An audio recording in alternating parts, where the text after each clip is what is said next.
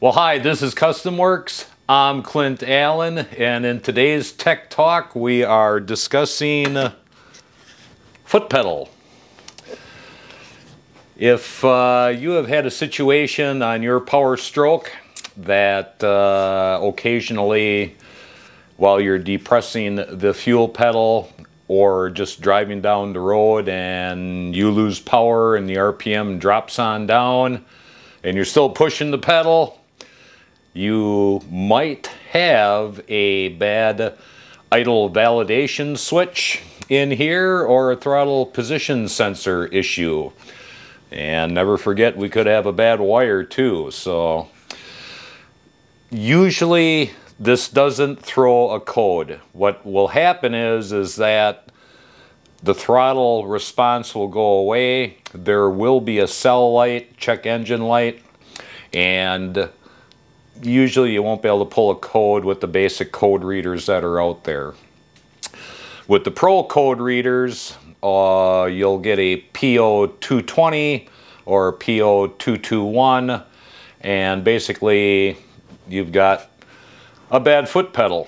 Now, if you run into this situation, you're cruising on down the road and you lose power, and it's intermittent, you should be able to pull over, and I stress should, because it depends on how shot this is here. But you should be able to pull over to the side of the road and turn the truck off, turn it to the key on engine off, so don't start it. Wait for all the gauges to do their stuff, wait for the glow plug to go out. Take this, press it all the way to the floor real slowly, and then slowly bring it back up to the idle position and foot off. Turn the truck off, and then turn it back on and fire it back up. That usually clears the cell light and will make the throttle work again. If it's in really bad shape, then you'll have to work your way home by doing that method or letting off the accelerator all the way while it's running and then slowly depressing it again until it goes. But either which way, 1998-ish and below, you're going to have on the side two sensors. One is going to be the throttle position sensor, and the other one is going to be the idle validation switch. Now you can remove these and put a little bit of DeoxIT on it. DeoxIT, I'll put it in the description. And a lot of guys find that just by deoxing it and putting it back together, you're good to go. I mean, it's going to fail in the future, but at least you're good to go for now.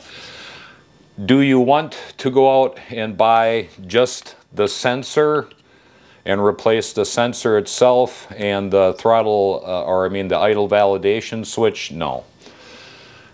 Can't explain to you why, but a lot of trucks are very unhappy about that. I don't know if it's because on the older models the two need to be in sync somehow and they do that at the factory. That one I can't answer for you. It is always better off just to go down and get the whole assembly, the whole foot pedal throttle assembly with the sensors already installed.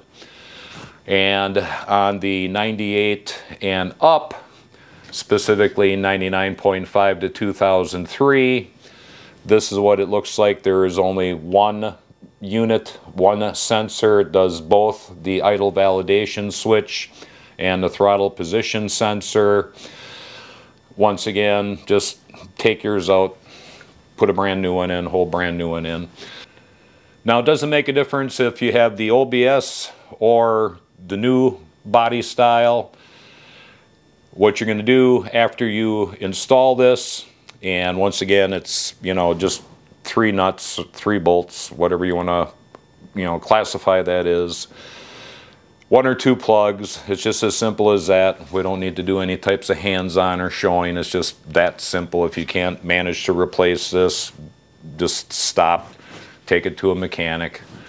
But anyways, after it's installed, the new one's installed, then go back, turn the key on, wait for all the lights to go out, including the glow plug light, depress it to the floor real slowly, and then take your foot off and let it bring it back up real slowly, and do that 3 times.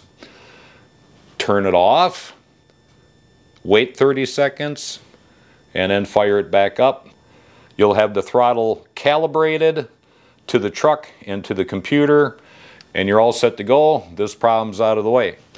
Now, if you were to run into the situation like I just mentioned earlier, you put a new one in and you're going down the road and it happens again, well, you've got a bad ground or you got a bad wire somewhere, and you're going to need to follow the wire up and figure out where it has broken, where it has chafed, whatever the case may be, and make your repair at that point in time.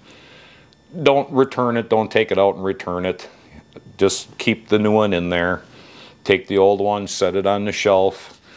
This is very rare, but if you had a wiring problem, just keep the old one around. What the heck, you know, doesn't hurt anything.